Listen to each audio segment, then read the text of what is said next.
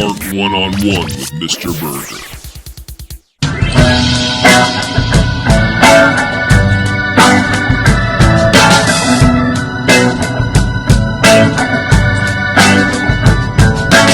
Welcome to another episode of Art One-on-One. I'm Nichole Jordan, the pod boss, along with Mr. Burgher, your professional artist and master educator.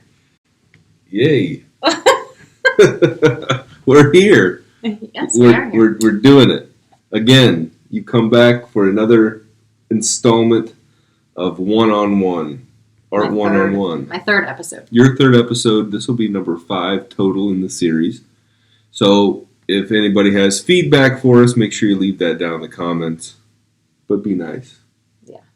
Yeah, and we're actually going to talk about some, not feedback, but some questions you got here in the past later in the episode today. Awesome. I did a little bit of research today because I was trying to decide how to open the podcast, and I did find out it was National Trust Your Intuition Day. Oh, so very good. I thought I would tie that in today.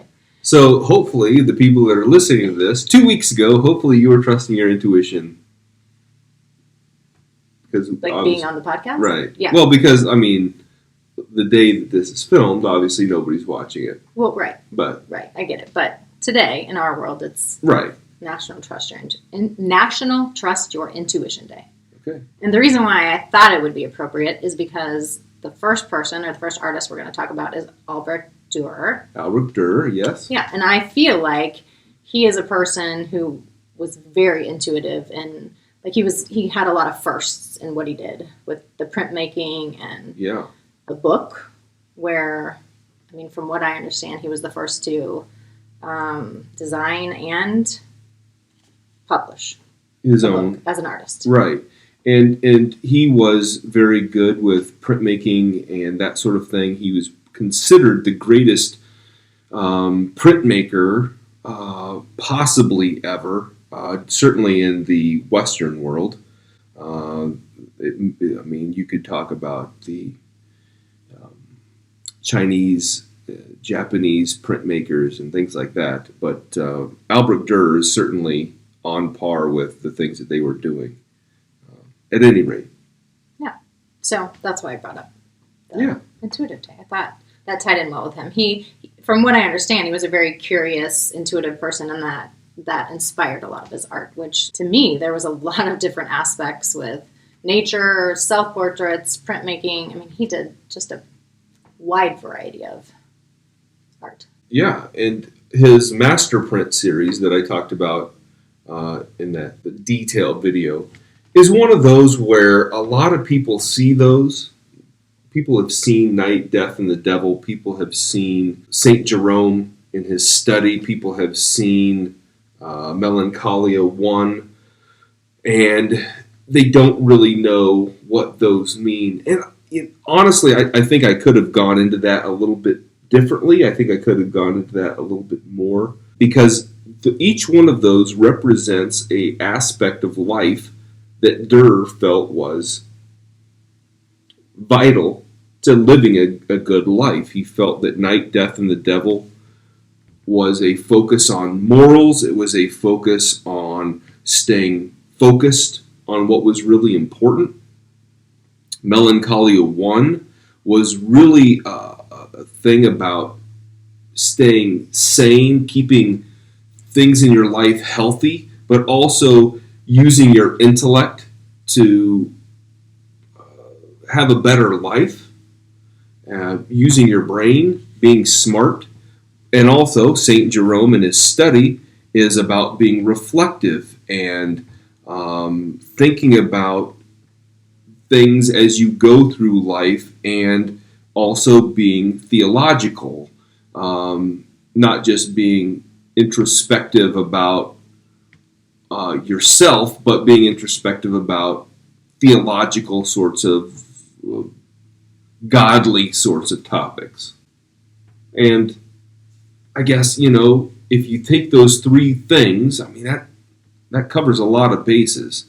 Being a good person, being a smart person, and thinking about your spiritual well-being are all pretty important things for most people, I would say. I would say so. And I think it kind of gives you an idea of what obviously is important to him, or maybe what he thought about a lot or was inspired by when creating his art. So another video that you talked about this past week focused on the concept of using cat urine to fix a painting. Right. So and tell that's me a little bit about that. Klimt was a artist that was kind of a penny pincher. He was into, using anything available to him to save a little bit. And the stray cats that lived around his studio were there. He would use this.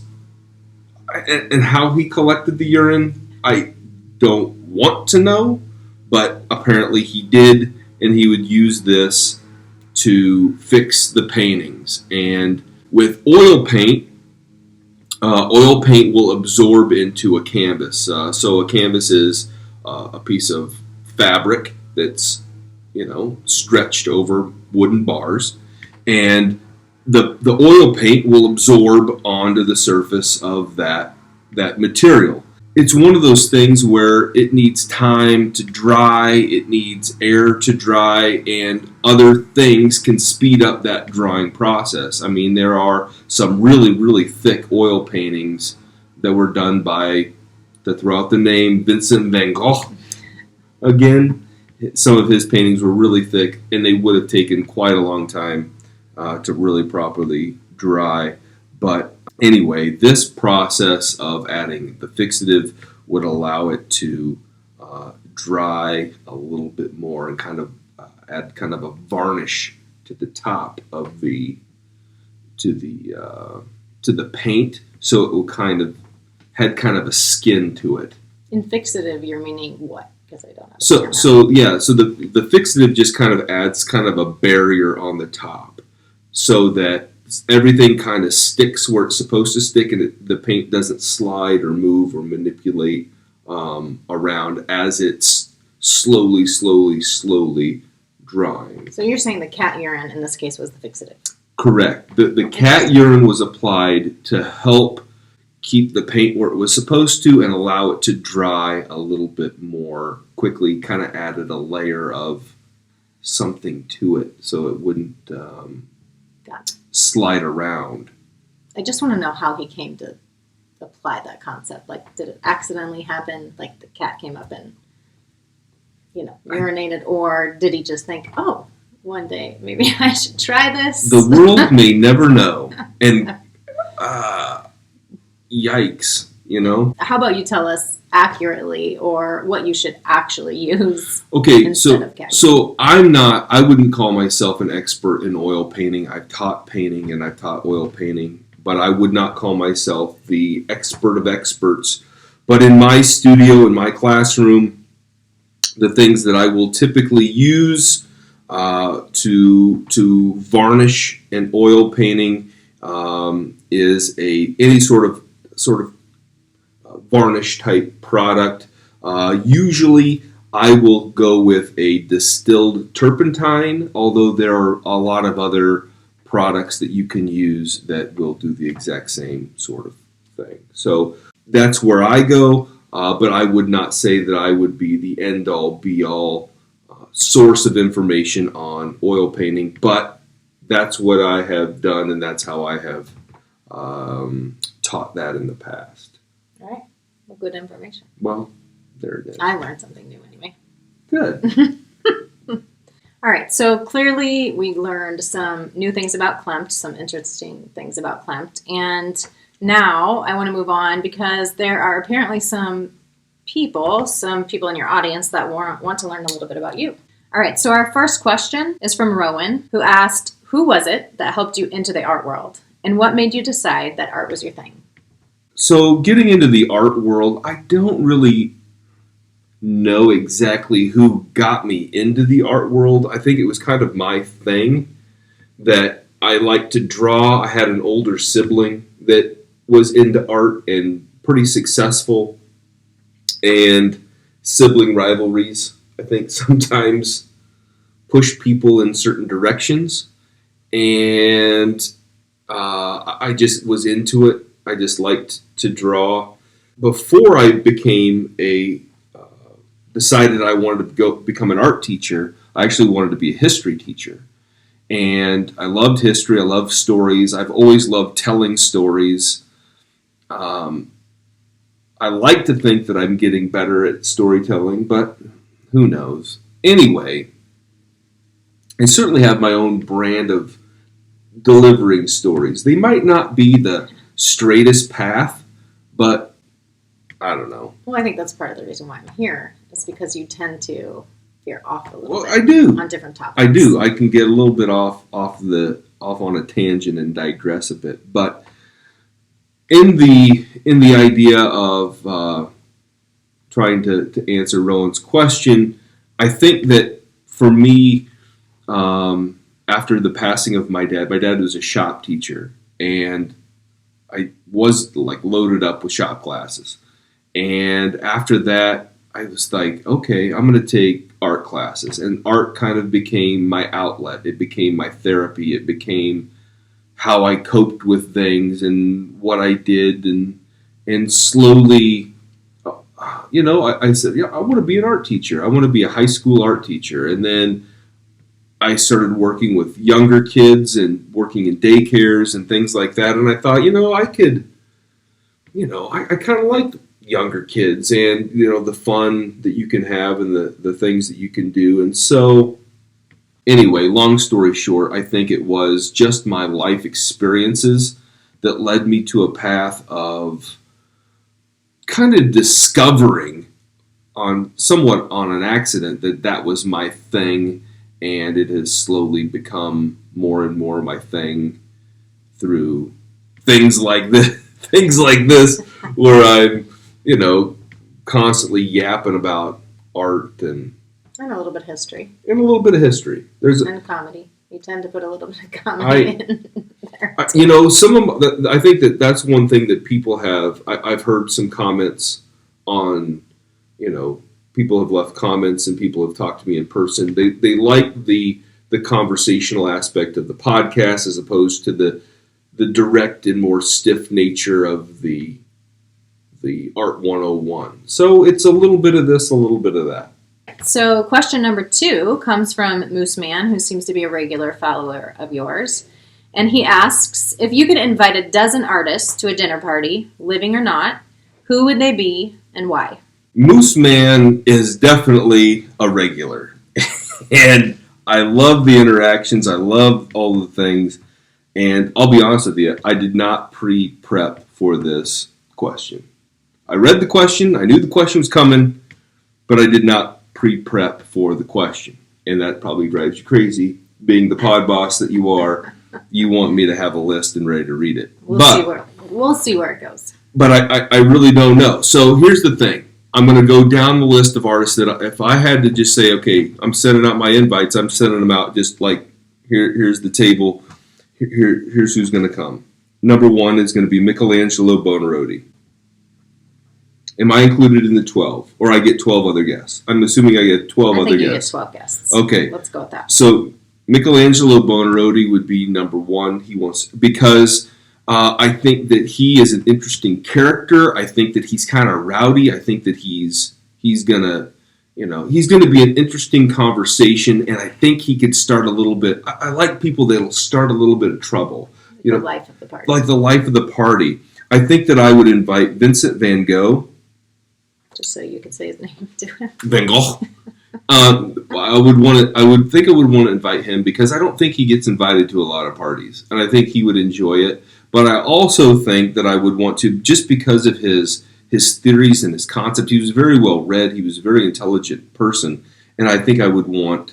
I'd want to hang out. I think I'd want to hang out with him. Another one is Eva Hesse. Eva Hesse was she had a lot of depression issues. She had a lot of mental issues. She had lived through a lot. Her family escaped Nazi Germany as a Jewish family. Her mother had some depression issues that led to her passing. And again, I think that she led an interesting life. As she got more and more popular, she got brain cancer and passed away. But I think that her life, although very short, was very profound, and I'd love to get her insights on how she came up with some of the things that she came up with. You're on 4 now. I got my list. Okay. So I got to just stay on track because I don't want to spend. We don't have 2 hours. 2 hours to do the list.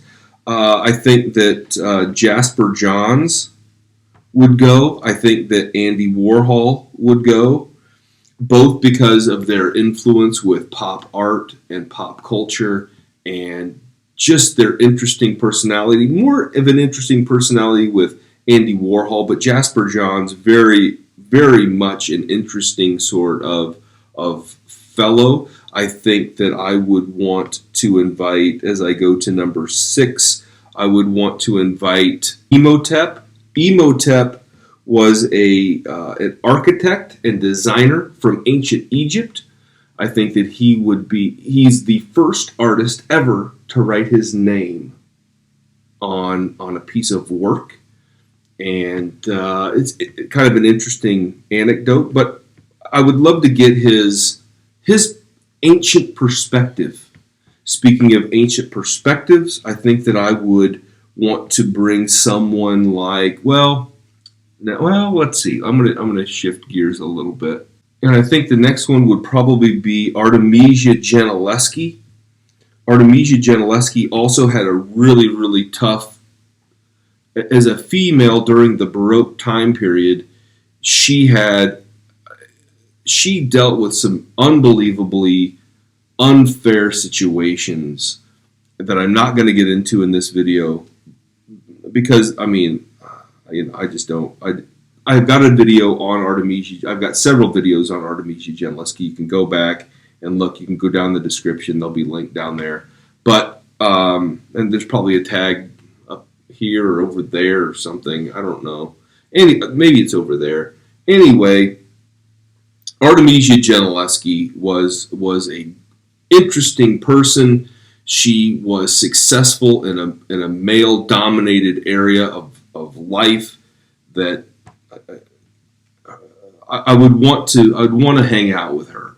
I think she'd be really cool. And speaking of somebody that I'd want to hang out with, I would have to bring Helen Frankenthaler. Helen Frankenthaler she kind of ran around with the abstract expressionists like Jackson Pollock and stuff like that. Now, Jackson Pollock is an artist, but I wouldn't bring him to this party because he'd just get drunk and smash the place up. I don't need that. I'm not saying that Michelangelo Buonarroti's not going to start a fight, but I know for a fact that Jackson Pollock is going to take it too far, and no thank you. Helen Frankenthaler, yeah. She's in. Right. And again, her perspective on abstraction, her perspective and her insights on color and color use and stains. I would love to get her knowledge on that. So, next. Number 9. You're getting closer. I'm getting closer. Number 9. I would probably next go with number 9. I think I'm going to have to go with Chuck Close. Chuck Close did these huge portraits of heads, and I gravitate to, with my own personal art, portraiture, drawing pictures of people, that storytelling, and I feel like Chuck Close was great at that. Also, another artist that did this sort of thing was Peter Paul Rubens. I would like to bring him. He's another Baroque artist. So he could talk a little bit with Artemisia about, topical things of the Baroque. But again, I would like to get his insights on that. And again, staying with kind of a contemporary vibe. I think the only living artist so far would be Bill Viola. Bill Viola is an artist who works a lot with video art, and he's done some phenomenal video type things, and I really respect him and his work. One of these days, maybe I will do a video on him and that sort of thing. And I think for number 12, there's a part of me that I kind of want to go a couple different directions. My brain is like, okay, I got one spot left. What am I going to do? How am I going to use it? And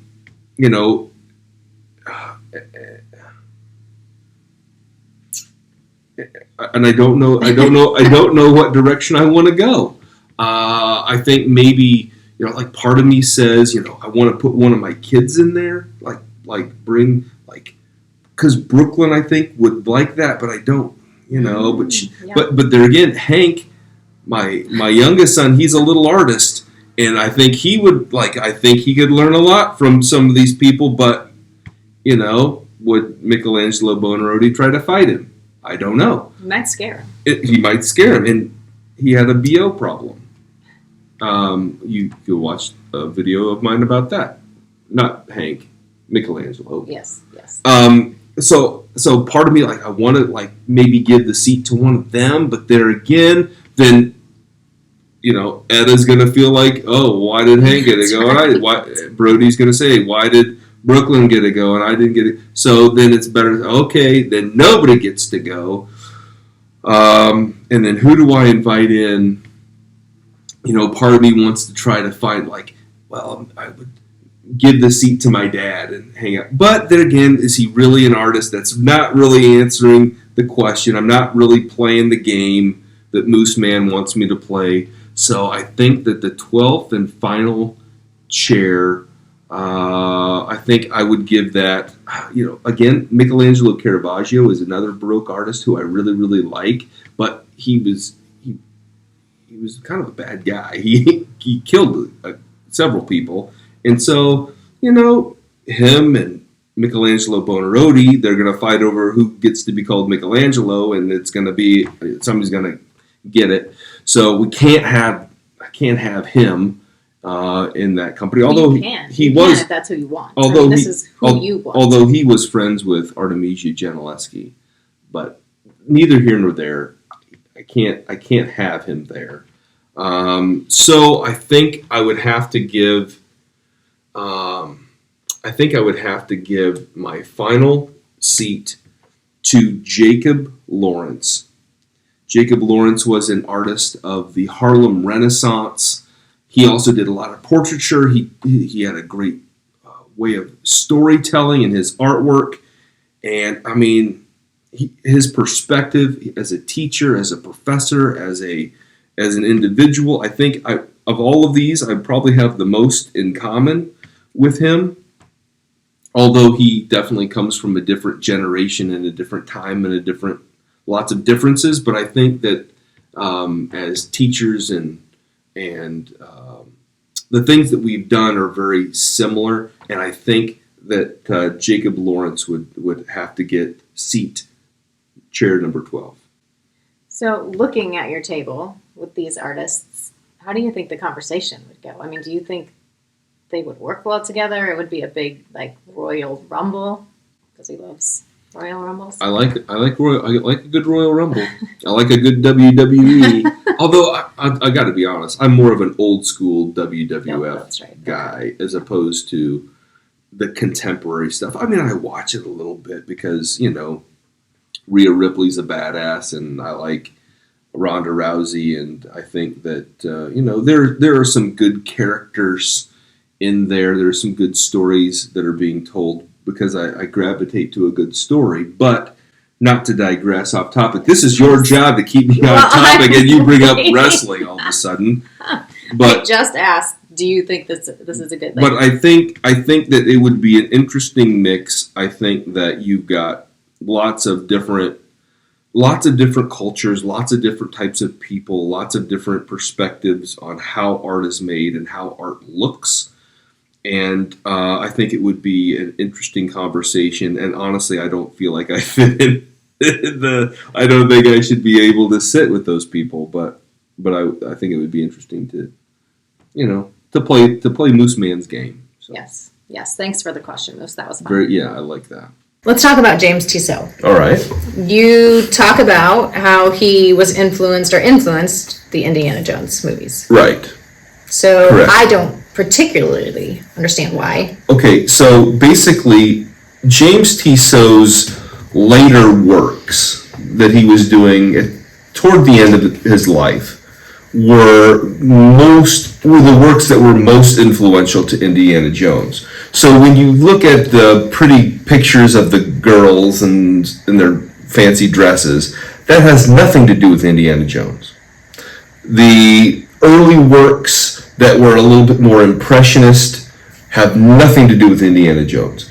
It was the works that he was doing toward the end of his life that were the works that were influential with Indiana Jones, because if you recall to the Indiana Jones series, which I'm going to guess, since you don't like Star Wars, and you don't like Mandalorian, and you don't like action-adventure, and you don't like sci-fi, I'm going to guess you don't like Indiana Jones. You are guessing right. Okay, so Indiana Jones is a series of movies.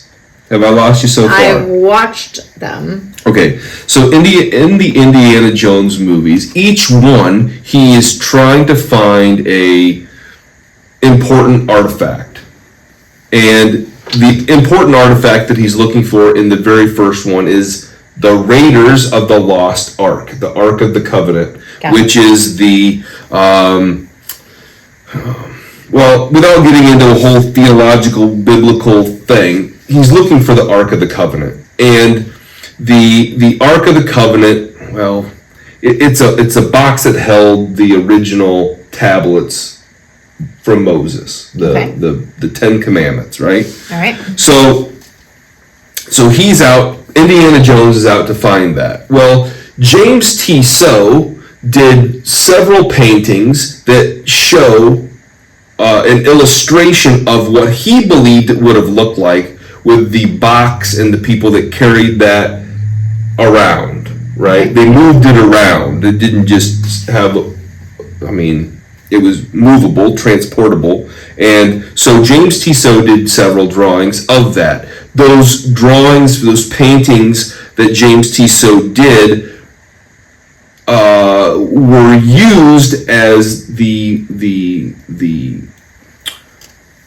illustration material, for lack of a better word, when the creators of the Indiana Jones series were like, okay, what does the Ark of the Covenant look like? How do we have this Bible, we want to open up to this illustration. What do we want this biblical illustration to look like? Okay, we want it to look like a James Tissot painting, but we want it to look like... So they used the influence of James Tissot to make their own artwork to put into the movie. When Indiana Jones goes to find the Holy Grail, okay, in the Last Crusade, where he's with his dad, who's Sean Connery, right?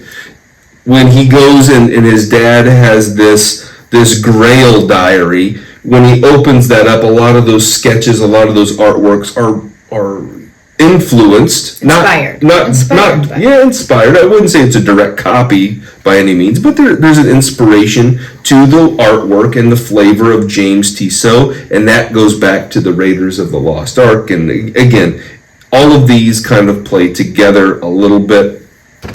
And what I find most interesting is that James Tissot was doing these paintings of women. He moved to London from Paris and fell in love with this Irish girl, and she passed away of tuberculosis, and he was heartbroken. He had to leave the country. He left England and went back to France and made his work, and it was the loss of his love that influenced him to go back to his roots of religious belief, his focus on the Bible, his focus on these types of paintings, these types of artworks, because he wanted to pay homage to her through these religious sorts of paintings. And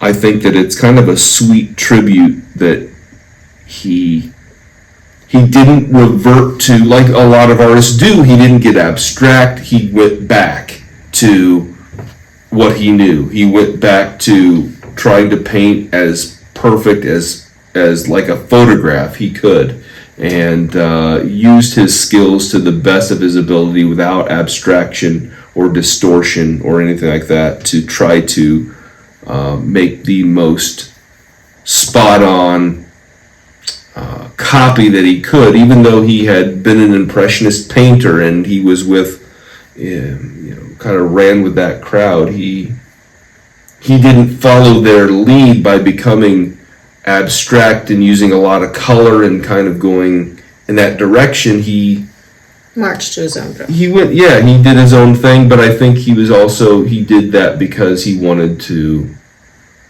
he felt obligated due to his love to, he was compelled to make that type of artwork because of that relationship, which I think is, again, a very sweet thing. So Tissot began to focus more in his older years on biblical art. Correct. But at one point, Degas invited him back into become...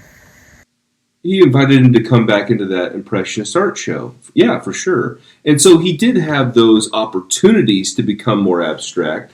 He did have that as because he was friends with the Impressionists, because he was invited to become a part of that first Impressionist art exhibition, which you can watch a video on that on my YouTube channel. But the point is that he had those avenues of opportunity open to him, but he chose not to go down that path. Right. He chose to stay true to the type of artwork that he felt compelled to make, that he felt called to make, as opposed to maybe the path of more prosperity. He could have possibly gone down that path and become more famous or more well-known. He certainly would have been in the history books for being a part of that first art exhibition. And, not every artist that was in that show became anything, but there were certainly people that he would have been able to network with that could have possibly opened up doors of opportunity to him. And but he chose not to do that because he felt an obligation to create the type of artwork that again he was called to make. So that he was passionate about. Yeah, for sure. So anyway, there's that. So that is that, and we're ready to close up for the day. Yeah, and again, hopefully everybody can find us and interact with all of the content and all of the social media platforms that Art 101 with Mr. Burgher is on. And yeah, we love the feedback. We love the questions. We love the interaction. So continue to do that. It helps us. We hope we get better each time we're doing this. That's the goal. Yeah. So anyway, find us and leave questions and feedback and all those things. Or if you have topics that you'd like us to cover in the future or whatever, again, it's kind of an open thing. So feel free, and we definitely appreciate it. And that's it. Have a good day. Yes. Bye-bye.